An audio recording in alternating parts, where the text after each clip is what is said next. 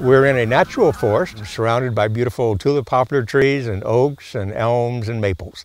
Welcome to Camp High Road, a United Methodist campground for the last 62 years.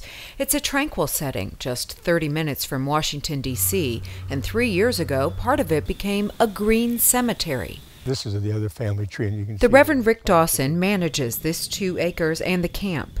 He buried his daughter's ashes under a tree here. We knew she loved the forest. She actually attended Camp High Road here, so it just seemed like, this would be a good final resting place for her. The Eco-Eternity Forest sits apart from the rest of the camp. Name plaques are placed on the backside of the trees to preserve the feel of the forest. Brad Doan is selecting a place to bury the ashes of his co-worker. She would like this. Most cemeteries are kind of depressing. Here, you can still reflect on someone's memory and not be sad. Cremated remains are buried in a biodegradable urn in the drip line of a tree. The practice is more earth-friendly than traditional burial, explains Eco-Eternity President Jack Lowe.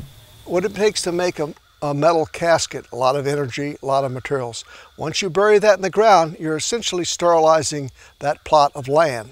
Cost is also a factor. A traditional funeral can run up to $30,000, while you can be cremated and buried at Eco-Eternity for about $2,000. People say, I'd rather leave all that extra money to my grandchildren than to pour it into the ground. Family trees with 15 spaces lease for about $4,500. Naturalist Joshua Johns points out that the land will be protected for at least a century to come.